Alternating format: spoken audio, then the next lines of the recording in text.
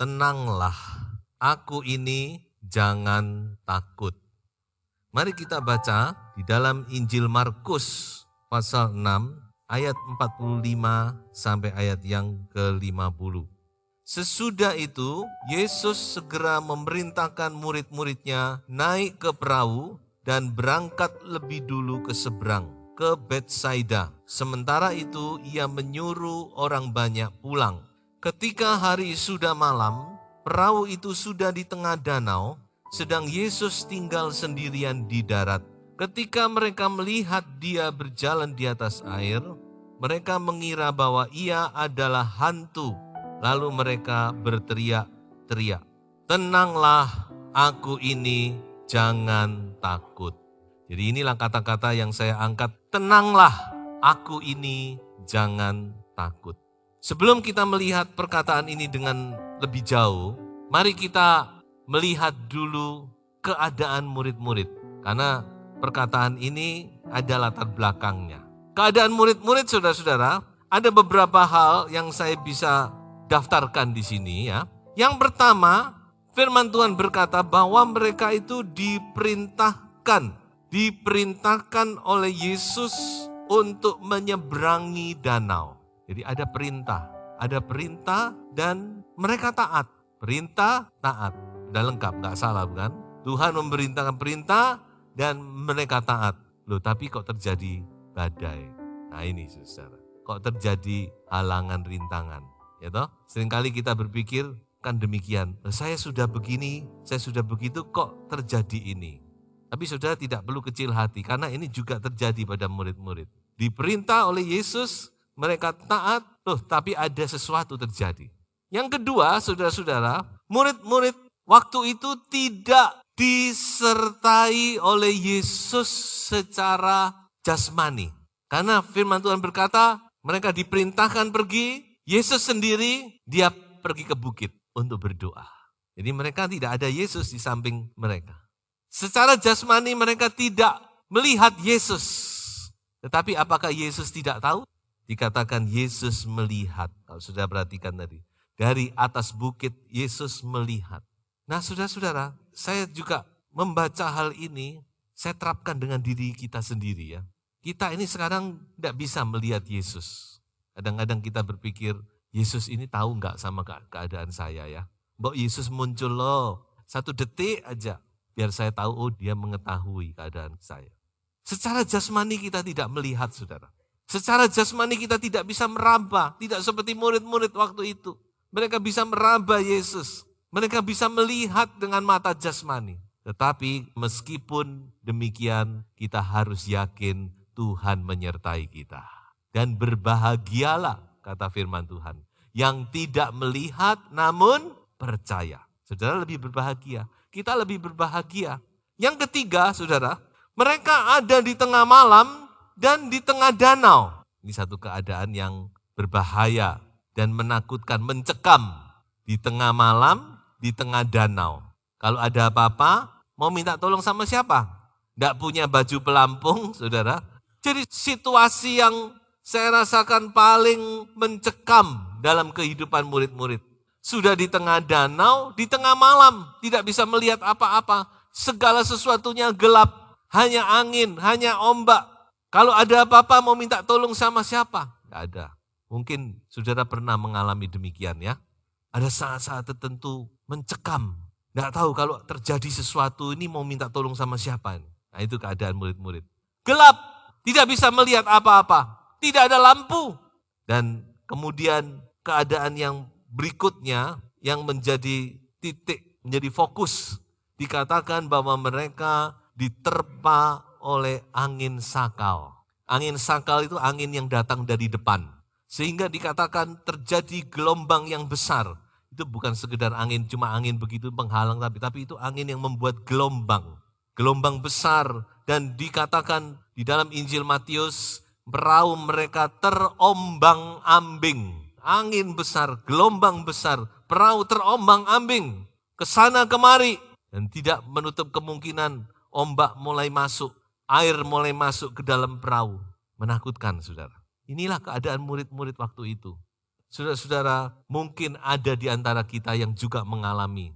Tidak menutup kemungkinan saudara sedang dalam keadaan yang demikian. Saudara merasa di dalam satu kegelapan, tidak tahu mau kemana lagi. Sementara situasi dan kondisi menghalangi, mengombang-ambingkan kita. Nah, itulah yang dialami oleh murid-murid. Nah, sekarang kita coba melihat bagaimana jalan keluarnya. Di dalam Injil Markus tadi kita lihat bahwa dalam keadaan yang seperti itu ternyata Yesus datang berjalan di atas air. Dan dia berkata kepada murid-murid, tenanglah, aku ini, jangan takut. 3 frase yang diucapkan. Tetapi ini adalah kata-kata yang luar biasa, yang sangat dibutuhkan oleh murid-murid waktu itu. Dan sangat dibutuhkan oleh kita. Yesus ada di tengah-tengah kita. Dan kata-kata yang sama diperdengarkan kepada saudara dan saya. Tenanglah, aku ini, jangan takut. Coba kita melihat lebih jauh ketiga kata ini ya. Pertama saya mau melihat tentang kata tenanglah. Mengapa perlu ditenangkan? Karena mereka panik. Kata-kata tenanglah itu mengandung satu pengertian, jangan panik, jangan gelisah, tenang, jangan panik. Orang kalau menghadapi bahaya itu pasti panik. So itu Tuhan Yesus perlu berkata, jangan panik, tenang, jangan gelisah, jangan terombang-ambing. Perahu boleh terombang-ambing, situasi, kondisi, keadaan di sekitar kita bisa mengombang-ambing perahu kita. Tapi hati kita jangan terombang-ambing. Tetap, ini penting, tenang penting. Mengapa kita harus tenang? Pertama, sebab kalau kita tidak tenang, saudara, kita tidak bisa berdoa. Coba kita baca satu ayat. Di dalam 1 Petrus pasal 4 ayat yang ke-7, Rasul Petrus berkata demikian, kesudahan segala sesuatu sudah dekat. Karena itu, kuasailah dirimu, harus menguasai diri, dan jadilah tenang. Kita harus bisa menguasai diri kita dan tenang supaya kamu dapat berdoa. Kalau hati kita tidak tenang, kita tidak akan bisa berdoa. Pengalaman kita bukan? Berapa kali kita berdoa, setengah jam sudah berlutut, tiba-tiba kita sadar, setengah jam ini olah opo aku gini. Kenapa? Karena setengah jam pikiran kita lari kemana-mana, tidak tahu sudah dibawa kemana sudah pikiran kita. Nah itulah yang dikatakan tadi. Supaya kita dapat berdoa saudara, kita perlu ketenangan. Kita perlu menenangkan diri kita. Yang kedua saudara, mengapa kita harus tenang? Supaya kita dapat berpikir dengan jernih. Nah ini, kalau orang tidak tenang dia tidak akan bisa berpikir. Saudara pernah kehilangan barang itu begitu penting. Lalu saudara coba cari ke sana ke sini tidak ketemu bukan? Pernah? Saudara cari ini, cari di sana, cari di sini. Mungkin tempat yang tidak mungkin ditaruh itu saudara tetap bongkar. Sampai akhirnya saudara, enggak ada ya. Nah tenang, ketika kita tenang baru ini. Oh tak taruh dalam kantong celana. Pasti saudara pernah mengalami demikian. Itulah sebabnya kita harus tenang. Sebab kalau kita tidak tenang, kita tidak bisa berpikir dengan jernih. Dan berikutnya mengapa kita harus tenang? Supaya kita dapat mendengar. Nah ini sudah, ini penting ya. Mendengar apa? Bukan mendengar suara orang, tapi mendengar suara Tuhan. Yesaya berkata kamu akan mendengar suara dari belakangmu yang mengarahkan engkau ke kanan atau ke kiri. Suara itu tidak datang dari samping, tidak datang dari depan, tapi dari belakang. Artinya apa? Saudara harus konsen. Seperti orang belajar jalan, saudara. Atau sudah jalan dengan mata tertutup. Dituntun dari belakang. Saudara harus perhatikan itu. Mandek. Konsen kepada suara temannya. Karena itu yang tidak akan keliru. Nah, kira-kira demikian. Mengapa kita harus tenang? Supaya kita bisa mendengar suara Tuhan. Karena suara Tuhan itu lembut. Suara Roh Kudus itu lembut. Ketika kita tenang, saudara berdoa, ada saatnya kita berkata-kata. Ada saatnya kita diam. Karena Tuhan mau berkata-kata. Doa ada saatnya kita tenang, diam diri. Yang kedua, kata aku ini. Saya juga melihat aku ini ada beberapa pengertian yang Tuhan mau berikan kepada murid-murid. Pengertian pertama, aku ini atau ini aku. Atau bahasa Inggrisnya, it is I. Pengertian pertama adalah I am here. Atau artinya apa? Aku ada di sini. Ini aku, bukan yang lain. Aku ada di sini. Coba kita baca ayat ini. Karena Allah telah berfirman, aku sekali-kali tidak akan membiarkan engkau, dan aku sekali-kali tidak akan meninggalkan engkau. Haleluya. Never leave you. Tuhan tidak pernah meninggalkan kita. Kita harus yakin. Sebab kalau Tuhan yang ngomong, itu perkataan yang bisa kita pegang seumur hidup kita. Dan masih banyak ayat lain. Jelas bahwa Tuhan itu ada di samping kita. Mungkin kita tidak bisa melihat secara mata jasmani. Tapi kita harus bisa melihat secara mata rohani. Bahwa Dia ada bersama di kita. I am here. I am with you. Ini pengertian pertama, saudara ya. Pengertian kedua dari kata ini adalah, aku ini Allah yang maha kuasa. The great I am. Aku adalah Allah yang maha kuasa menyertai engkau. Itu artinya. Persis sama dengan waktu Musa bertanya kepada Allah ketika dia ketemu dengan Tuhan. Semak belukar berduri. Di Keluaran 3 dia berkata, Allah akan memerintahkan, pergi kepada bangsamu, beritahu bahwa engkau sudah bertemu dengan aku. Begini. Lalu Musa bertanya, lah kalau mereka tanya, namanya siapa? Aku harus ngomong apa? Lalu firman Tuhan berkata, katakan bahwa aku ini adalah aku. I am that I am. Kata inilah yang menjadi asal usul dari kata Yehovah, YHWH. Aku adalah aku, kata Allah semesta alam.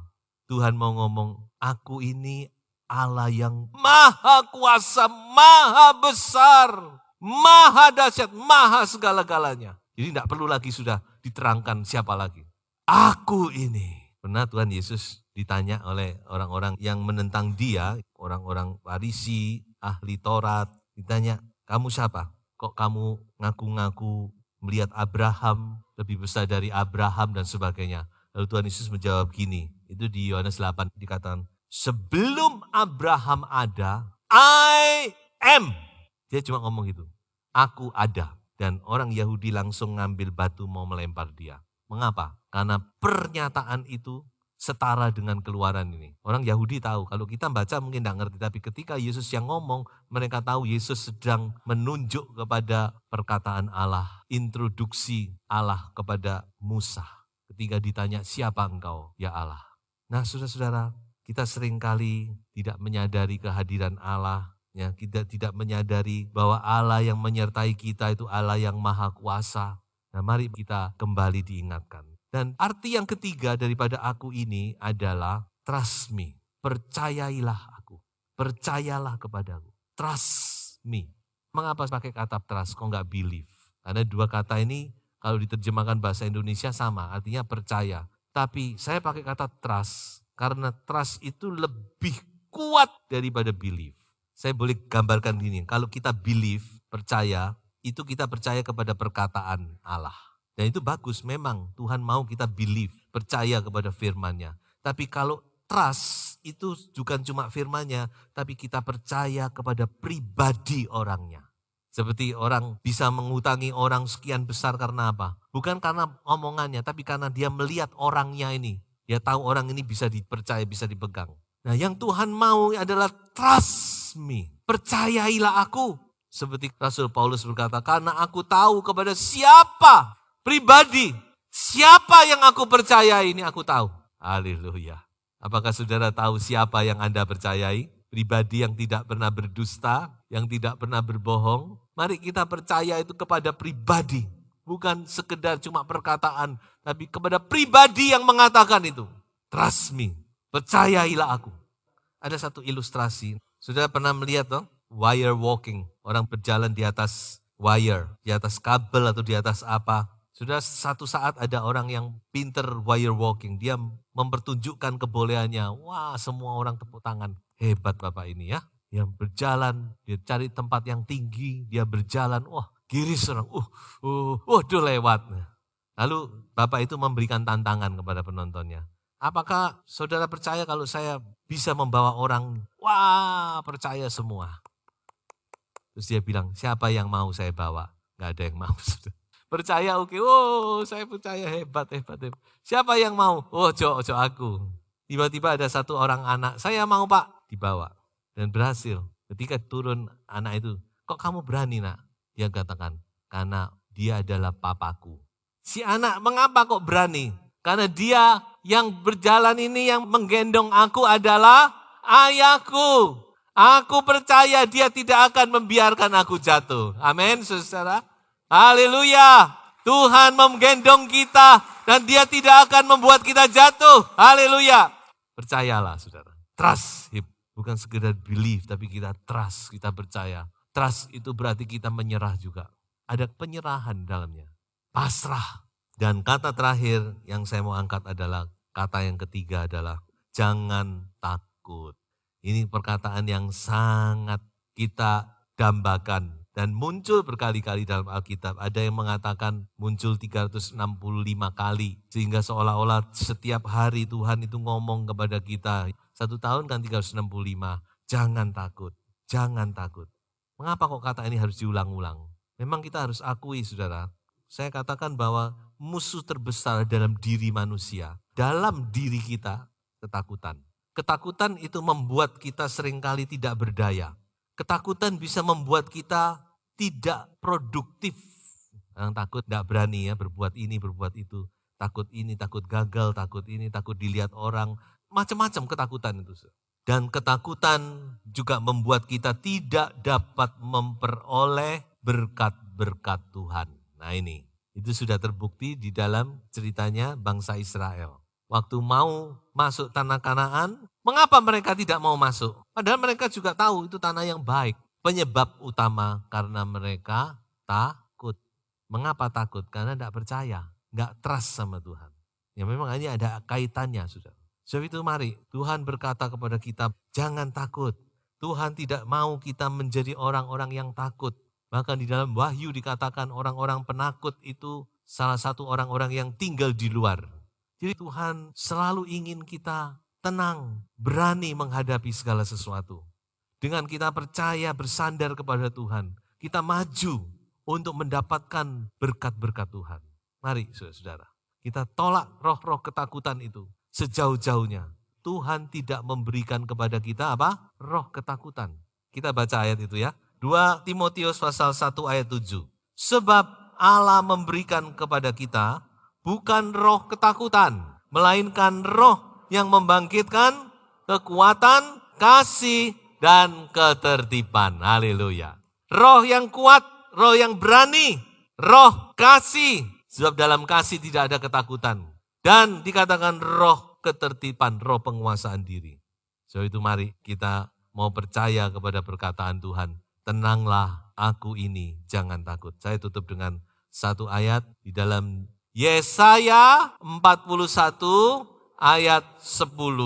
Janganlah takut sebab aku menyertai engkau. Janganlah bimbang sebab aku ini Allahmu. Aku akan meneguhkan, bahkan akan menolong engkau. Aku akan memegang engkau dengan tangan kananku yang membawa kemenangan. Tuhan Yesus memberkati.